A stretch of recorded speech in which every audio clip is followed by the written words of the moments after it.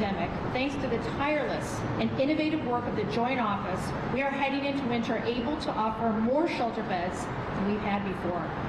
We have enough capacity to shelter over 2,000 people in congregate, motel, and sleeping pod shelters, more people than any time in our region's history. But it's also clear that we need more. So we're directing $13 million, almost half of Multnomah County's allocation into this joint package, to shelter. The new acquisitions and leases in this package will add 400 bed rooms and pods to our current shelter system. We're also seeing a rapidly growing number of people who are enduring private, painful, and acute behavioral health needs, made profoundly worse by the trauma of homelessness every day, outside, in full view of the public. Nowhere is this gap between the need for behavioral health services and their availability more apparent right now than in our downtown core, most notably Old Town. So we're investing significantly in enhanced mental and behavioral health supports with a particular focus on the Old Town Chinatown neighborhood. New behavioral health in-reach teams will provide a dependable relational community presence to prevent harmful behaviors, de-escalate crises, and connect individuals to ongoing support. These teams are going to be embedded with several organizations, and I want to give thanks to the folks from Blanchet House and the Lansu Gardens and all of the organizations who brainstormed where and how we can make a difference in Old Town. Additionally, we're building on a successful county behavioral health pilot project by adding another motel shelter and connecting its residents to 2 teams of behavioral health specialists. We're also adding an environmental health specialist to help inspect and improve environmental conditions in our camps. And at the heart of this work, including the investments we'll hear about from the Mayor and Commissioner Ryan, is a diverse and passionate workforce that reflects the best of our community's values of compassion and service. But meeting our ambitious hiring goals while competing for workforce from the same labor pool as the private sector is and will be challenging. So to meet this hard reality, we're also investing in people. By funding and hiring retention incentives, we're taking extra steps to make sure that we can find and keep those who are qualified to be on the front lines of this critical work. We all agree that permanent housing is the clear answer to ending people's homelessness, but there are many paths back home, and together these new interventions will keep people on the road to homes of their own.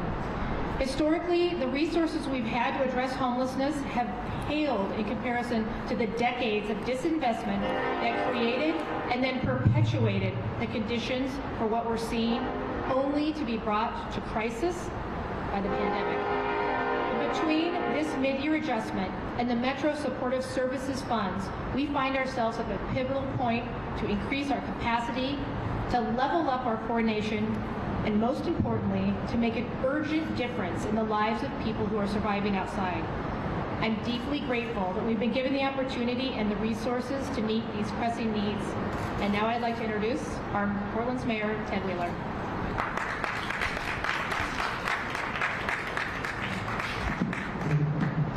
Thank you, Rich. Well, first of all, I'd like to thank the media for being here today. I know this is a chilly location, but we appreciate your being here and giving coverage to this important issue. I'd like to start by thanking Chair Kafoury for reaching out to us to propose combining both our city and our county resources to focus on the local homeless crisis. And I also want to thank you, Commissioner Ryan, there he is. I want to thank you, Commissioner Ryan, for your ongoing leadership on houselessness. It's really been fantastic to partner with you and your team on crafting this proposal. Commissioner Ryan, as I think most of you are aware, is the city's commissioner in charge of the Joint Office of Homeless Services liaisonship, as well as the Portland Housing Bureau, as well as our liaison to Home Forward. Before I talk about our local efforts, I want to take this opportunity to make a passionate plea to Congress, which is also debating human services funding as I stand before you today. We're in the third decade of a houseless humanitarian disaster for many cities like the city of Portland, and the pandemic has only made this situation much, much worse. More than half of all unsheltered houseless people in our entire country reside in the 3 states of Washington, California, and Oregon. More than half. There are more houseless people on the West Coast because there's more of what contributes to houselessness. High housing costs, which continue to rise at an alarming rate even during this pandemic, and poverty. This was true before the pandemic, and it continues to be further exacerbated by the pandemic. As local government, we're going to continue to do everything we can to prioritize and address houselessness. That's our obligation here in our community. Including the additional funding we're announcing today, the City of Portland is investing a total of $80 million in affordable housing, houselessness, and related services in the current fiscal year, which ends June 30th. But houselessness knows no local or state boundaries, which makes this an important federal issue as well.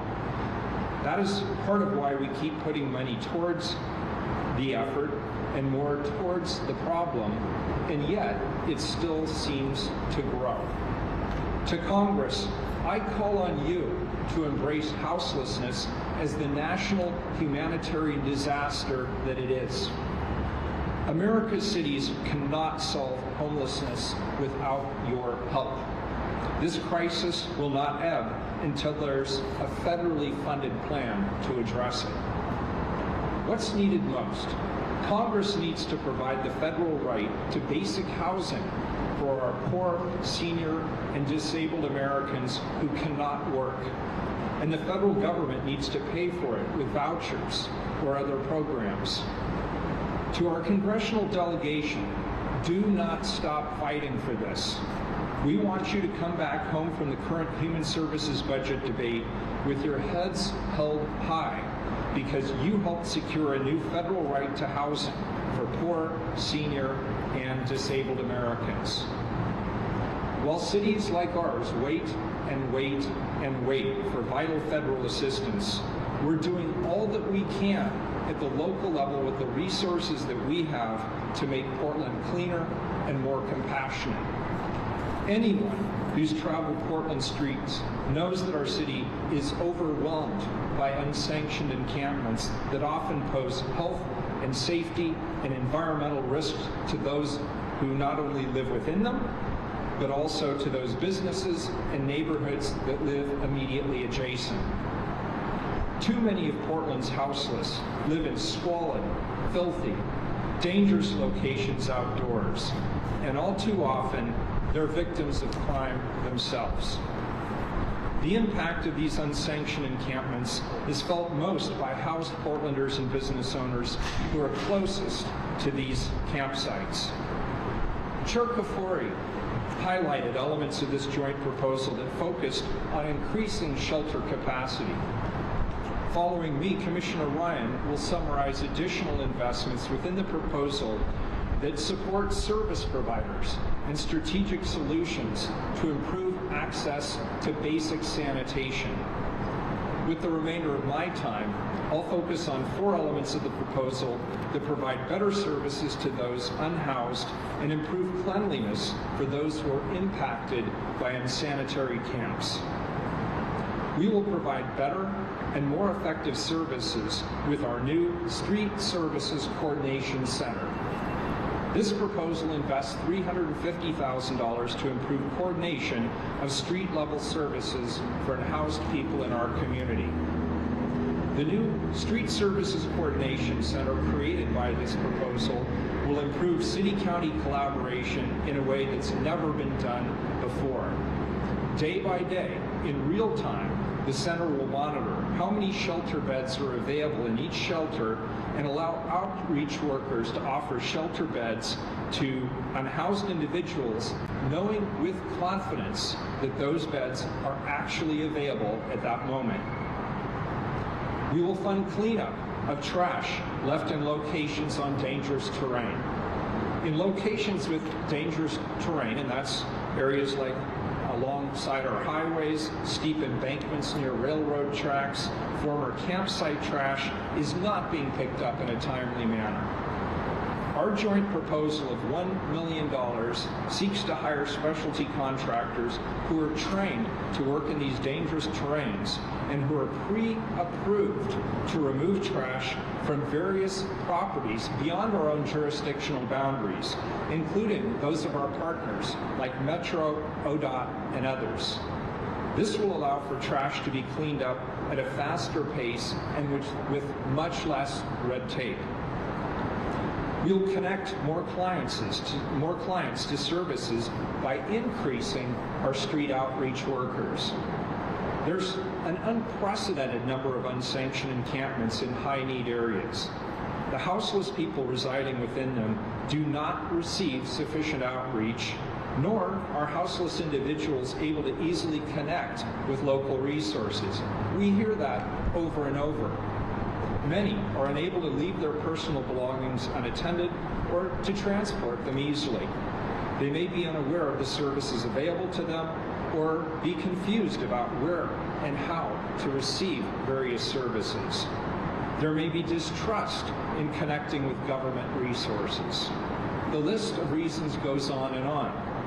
We cannot wait for somebody who's living unhoused to find their way to services and shelter. We need to work with them to connect them with those services.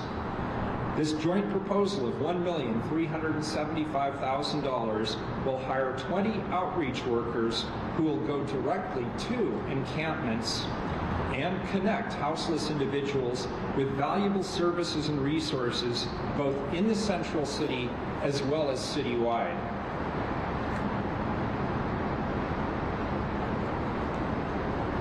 This investment will double our current navigator team count, allowing us to be more proactive in our outreach.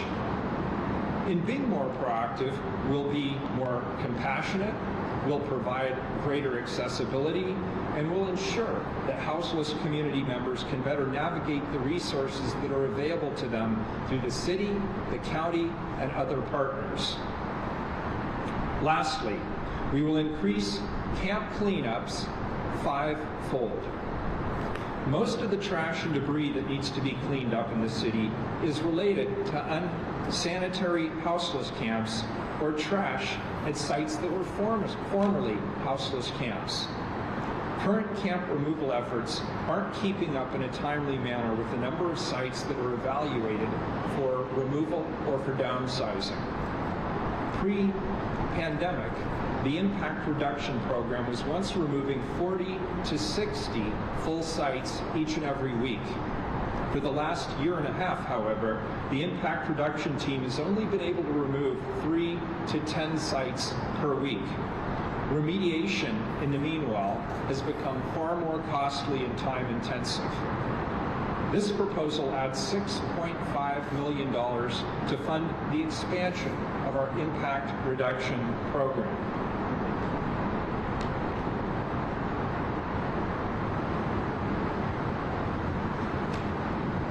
These funds will enable the impact reduction program to return to pre-pandemic operation levels with an increase in staffing for hazmat remediation and the creation of low-barrier trash programs. In closing, I believe there's a lot of good things that this package will accomplish. However, in closing, I want to reiterate my plea to Congress. We must enact a federal housing guarantee for our poor, our seniors, and our disabled neighbors. We will do our part here locally with the resources we have. That's our obligation. But we need federal planning and funding to address this national humanitarian disaster. Only then will houseless communities across the United States be able to access resources, receive treatment, and work towards self-sufficiency more effectively. While we wait for federal action, we will continue to be compassionate and resilient here in Portland and throughout Multnomah County. We will continue to do all that we can at the local level to support our homeless community and get as many people off the streets as quickly and humanely as possible. Thank you. At this point, I'd like to invite Commissioner Ryan to come up and speak on additional details of our city investment.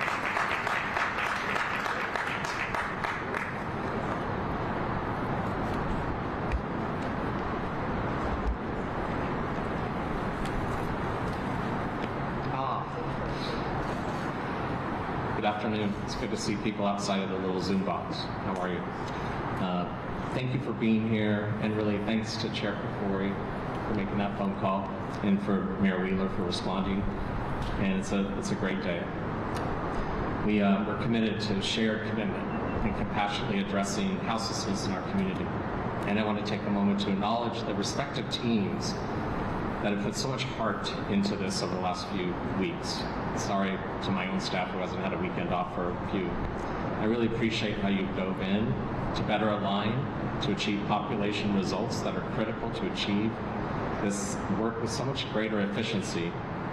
And from my team, I want to specifically call out Chief of Staff Kelly Torres and Mark Vaughn, and the peers of the mayor and the chair's office, and all those in the city's budget office, and also in the joint office, housed in the county.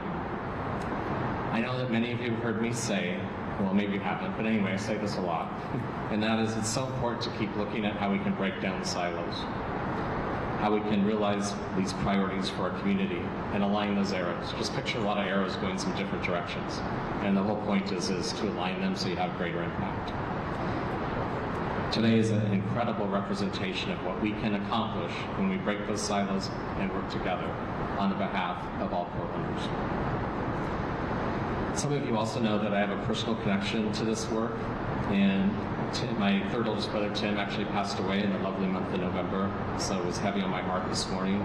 He struggled with multiple mental and physical and behavioral health diagnoses. Like many, there was a time in his life where he had some stability. He was treated. When you have those diagnoses, treatment means you usually have a therapist, 12-step programs. You have connection with people that are healthy and are making better choices.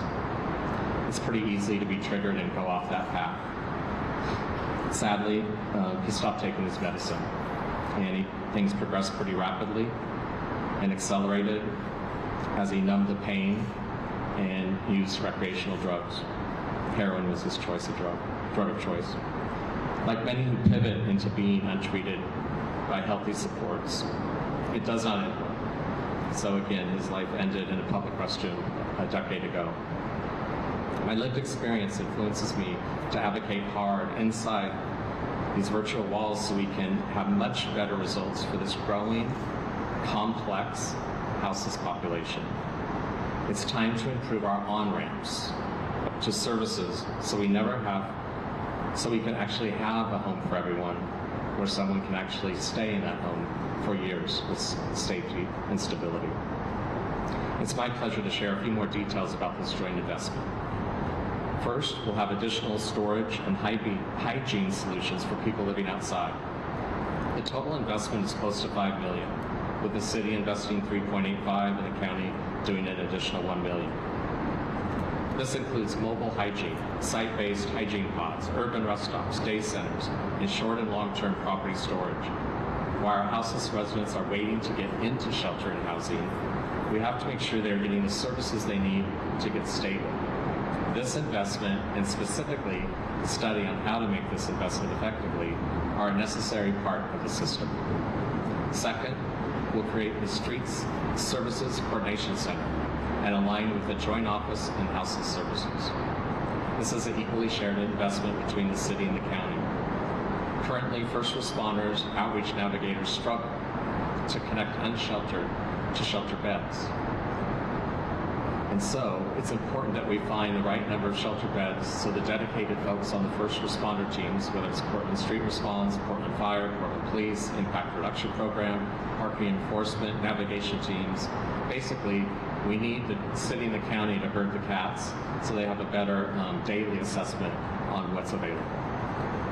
These 4 new positions, 2 in the Office of Management, the city, and 2 in the Joint Office, who will work to directly connect all the entities that interface with our houseless population and build a coordinated system to refer them into shelter. This work will help us determine where gaps exist so we can drive the necessary work of breaking down the silos and improving our system as a whole. This will change the way shelter providers, first responders like Portland Street Response, community-based organizations, and the community at large to help our houseless neighbors get into shelter. And it'll also help us drive our larger work of coordinating and aligning the many entities that work in our houseless system. Third, we will incentivize recruitment and retention for service providers. The chair mentioned this earlier, and that is that so many people who work to support unhoused Portlanders are improperly compensated for their work. Simply said, when you work in this line of work on the front lines, you're at the risk of being houseless yourself. That needs to change. Service providers are frontline workers. They are engaging with our community, and they deserve a compensation package that reflects their commitment. This piece of the total allocation is $2 million, and the county is providing $1.5 million of that with our $500,000. Together, we will expand the pipeline of service providers and show them how meaningful their contributions to society are. This investment will fund bonuses to staff support recruitment and retention and incorporate mid-year and 3% pay increases. I've been calling for this investment since I was sworn in last year, and I'm so proud to be standing here today where the city's pitching in for that effort. Fourth, while this is a county-funded piece of our proposal, I want to acknowledge the mental and behavioral health supports that this package contains. I know that our $2.5 million investment in behavior in-reach teams focused in Old Town will make an impact. I also know that Oregon consistently ranks at the bottom of our country when it comes to mental and behavioral health services. And I know how much we need to change that. I'm asking that our state leadership to hear and call for increased support. We need to prioritize health and human services, and I want all state legislators to listen today. This county investment will make a difference, but we need more consistent leadership to change the status quo. I know that you're hearing us, and your commitment to building a more comprehensive solution is in motion. I want to thank my colleagues, Chair Kafori and Mayor Wheeler, once more for their partnership in this venture. And thank you to the media for being here today and for helping explain this really complex, very complex challenge to our city. We didn't get here overnight. The houseless crisis has been chipping away at the city's soul for over a decade. Today, there's zero denial about the impact of this crisis on our street is having on our city. I know, like my colleagues, my ears listen to gripping and angry stories every single day. I'm pleased today I have more hope than ever than my first 13 months in office about the alignment of resources, the willingness to streamline services, and really just to play to our strengths with greater role clarity between the county and the city.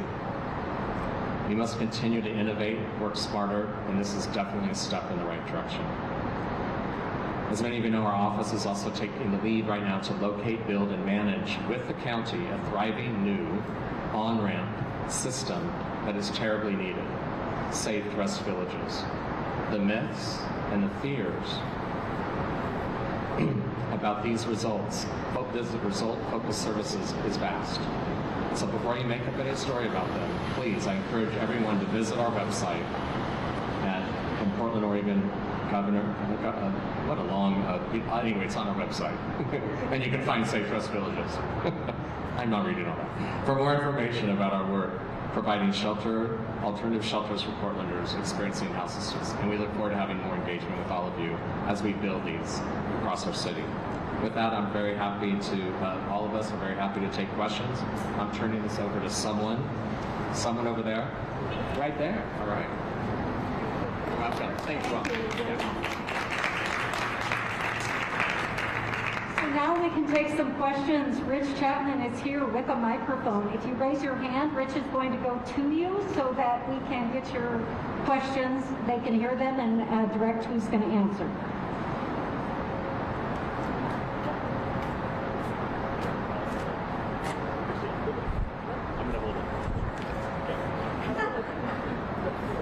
Hi, this is Shane Dixon Kavanaugh from the Oregonian. Can I ask two questions? One for the county, one for the city? First question is for County Chair Kafori. In terms of the properties that you're looking at to potentially lease or purchase for new shelter beds, have those locations been identified yet? Can you give a little more detail about where you might be in that process right now? The question is about the locations of the new properties that we are going to be purchasing and or leasing. And we are, as you can imagine, in negotiations right now, so we are not able to identify those, but we have identified them. We are in active negotiations. We just aren't able to publicly identify them. Those will be coming very, very soon. What's the timeline on that? They vary, but as we know, this is an urgent situation. These are dollars that we were not expecting to come. We want them to be out in the public very, very quickly. So that's as much as I can tell you right now. But as the week unfolds, we will have more information for you. Well, just in terms of what we're talking about, creating new shelter beds, what does very quickly mean? What's a reasonable expectation for that kind of timeline? That is a good question. Because these dollars were unexpected and because we know there's an emergency, we're not looking to build out new shelters. As you mentioned, sometimes when you purchase a building, it takes a lot of time to renovate the facility. So if we can have something up and running in a month or 2 months, that's urgent and that's fast. Yeah, I'd like to follow up on the question about the timeline. My question is for Commissioner Dan Ryan. So we've heard from business owners in Old Town that they... Oh, I'm sorry. I'm Liz Birch with Point 6 News. So my question is for Commissioner Ryan. We heard from business owners in Old Town. They don't feel like city leaders have acted with enough urgency on the issues of violence or homelessness. That's their words. What can you do to assure them that you guys are going to do this quickly? What are you doing with the timeline? I'm challenged right now. I missed half your question. Yeah. Can you hear me now? Okay, so I'm following up on the question about the timeline. We heard from business owners in Old Town, and they tell us that they don't feel like city leaders have acted with enough urgency on the issues of violence and homelessness. What can you do to assure the public that you guys are going to act quickly? What can you say about the timeline? So your question is about the fact that people in downtown, especially Old Town, are disappointed that we're not moving with enough urgency to do. Okay, yeah. This didn't happen overnight. A lot of us were calling out the challenges in Old Town for years. However, it is really important that we keep building these services because in Portland, Oregon, we're under the Ninth Circuit Court ruling where we have to actively provide services before we could ever remove someone. And so one reason it's really important to get busy on better on-ramp supports is to actually move houseless residents into that. This is about services. This is about 24-hour supervision. It's about getting people with just enough willingness to start to embrace those services so they can build resilience. So when they move into an apartment, they actually have a better success rate. We have to measure the data on that, of course. So that's the action we can keep taking. And then we also have to keep looking at why we're talking about these safe rest stop places is where we can take houseless individuals to get some care on the ground, if you will. If this is really a crisis and we're supposed to act more like FEMA, then we need to provide more on-site responses. We also are looking, it's so connected to community safety as well. And that's why the Portland Street Response expansion, which is accelerating during our fall bump process, is also connected to this. Getting someone to say yes to services is a big deal. And perhaps that's behind your question. And so that's something that we will know more about as we improve the amount of navigation members we have on the streets that are building relationships with the houseless. and helping them trust the government services more, and then getting them into a pathway to build resilience. So when you look at the combination of the investments with both the navigation team, which is under the leadership of Mark Jolan of the Joint Office of Houselessness, coupled with in the city side of urban reduction work, it's why that is such an important key role to herd the cats, so we can streamline those services quicker. But we are, as a society, having to face the challenges of what it's like when someone does refuse those services. And that's the next step that we have to keep looking at. So I'm not denying the question, I'm just saying the complexity means how important it is to take one step, take another step, and start to get results. And again, we're in an emergency, so we can't let perfection get in the way of good. We have to start doing something to get action, so we start to see results, and we'll keep learning as we go. Does the mayor want to add? Oh, yeah, you can focus more on attention. Okay, great. Sorry, weirdly enough, it's hard for us to hear the question, so I apologize. But this, with regard specifically to Old Town Chinatown, these proposals were in measure shaped by feedback we got from Old Town Chinatown. Sam Adams, who's hiding in the back there, and his team have been meeting with leaders in that community pretty much on a weekly basis. And what we heard from them loudly and clearly was concerns about safety, concerns about houselessness, and concerns about livability, trash and graffiti. And so these proposals include improvements around safety. They include the proposals that we've been discussing around houselessness and the work that we're doing to increase not only the impact reduction team, but also regular litter collection and graffiti abatement. I believe those will go a long way towards addressing their concerns as far as this proposal is concerned.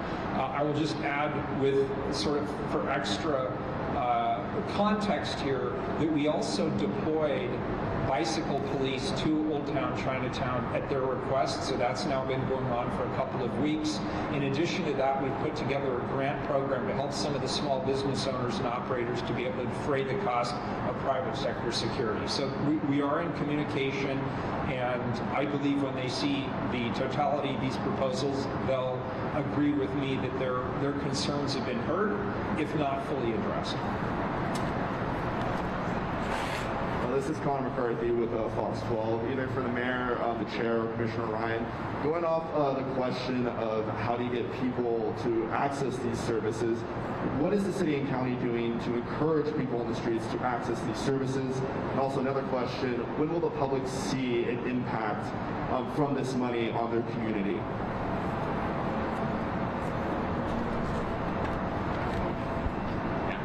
I'll go ahead and start. Thank you for the question, Dan Ryan, City Commissioner. I think that it's definitely the navigation team investment. What I've learned in my 13 months in office, for example, when we were cleaning up Laurelhurst Park, Mark Jolan and his team at the navigation team were out there working with the houseless in Laurelhurst Park for a week. And before that, for months, some of them. But it takes a while to establish the rapport and to really understand what their needs are, and then to build that trust. And so we really do need more navigation folks on the ground building those relationships. And that is a pathway to saying yes to services. So that's why that's a big part of the investment. And then on my second question, when will the public see this money actually making an impact on the streets, especially in the short term? Because you guys are talking about urgency. There are still businesses that are being impacted across Portland. Will the public see an impact in the coming months, years? When should they start seeing their streets, starting to get cleaned up? So people will begin to see the results relatively quickly, but I also want to be clear, we're hiring new positions and we're establishing new programs or expanding existing ones. That obviously doesn't happen overnight. For example, with the impact reduction team, by increasing that fivefold, that means we're going to be adding vehicles and we're going to be adding personnel. So I would say weeks to months, but certainly you will begin to see the results and feel the results fairly quickly. I'll just add that the dollars that we're talking about today are additional, and both the city and the county passed our budgets at the end of June, beginning of July, which were very large in themselves and had a lot of new services online. we've tailored and made sure that the investments that we're going to make with these new dollars dovetail, enhance, and coordinate better between the city and the county. So you won't be able to say that this person served is a result of these dollars necessarily. It's the result of the work that we've been doing all along, because we've felt this urgency, we've felt this crisis to get people off the streets and into housing. Thank you. This is Alice Linsky with the Portland Mercury. I have a question for the mayor. You mentioned that there's going to be a 5-fold increase in cleanups. I'm curious if that means the protocol is changing at all with how cleanups are administered and prioritized, or what will lead to that goal?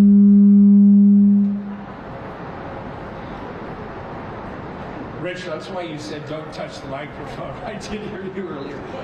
In answer to your question, there will not be a change in the protocols. That has not been contemplated. This is bringing on additional employees and vehicles to work with the impact reduction team under the existing protocols.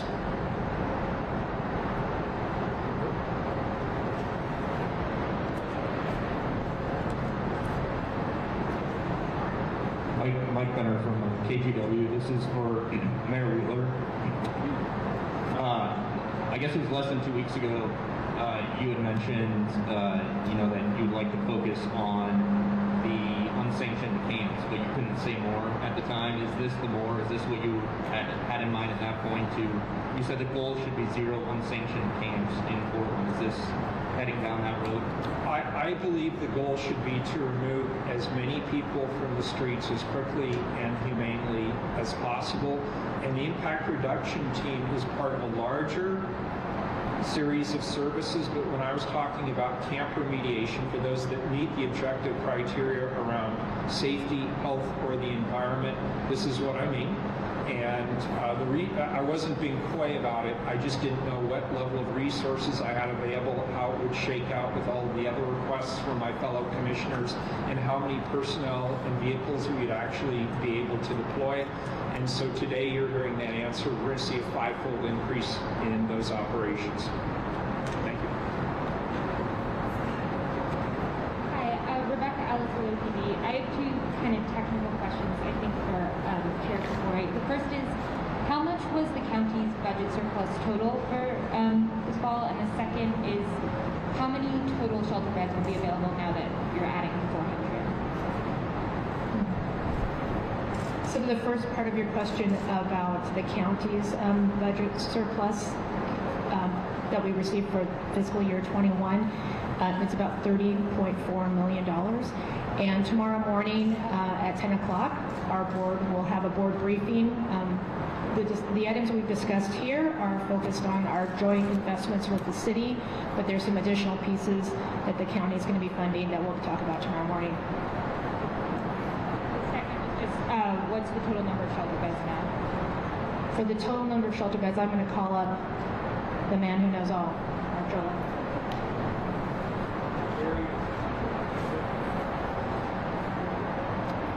So can you repeat the question just in terms of the total number of shelter beds we will have after these investments?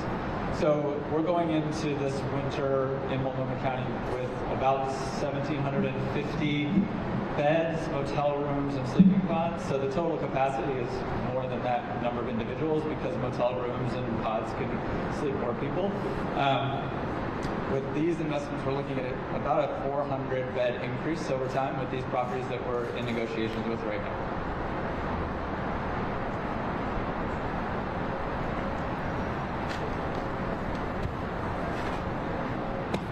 Hi there, Allison Mechanic with K2 News. Just had a quick question in response to this surplus. Is this something we're expecting to see again? Could we see it in the future, or how exactly did it come about?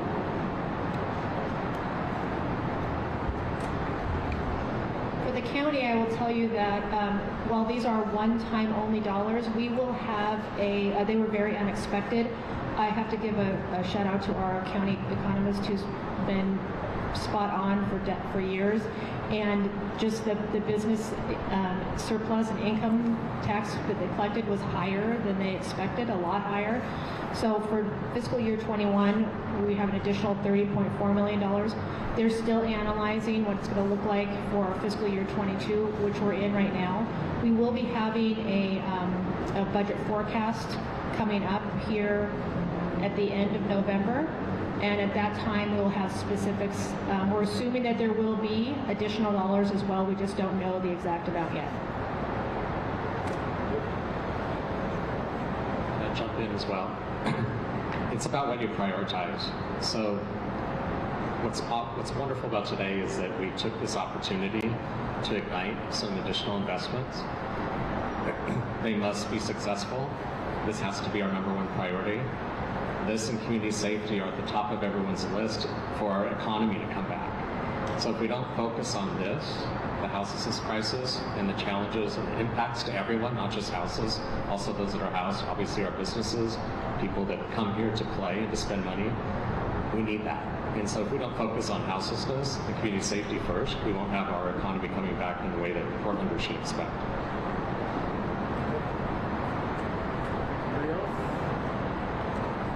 Awesome. It looks like we've gotten through everybody. So we'll be posting this on Multico Presents. We have Rich Chapman, myself, and Marco Luke if you need to get in touch with us and give us the call. So thanks again, everybody, for coming. And we will see you hopefully in better weather.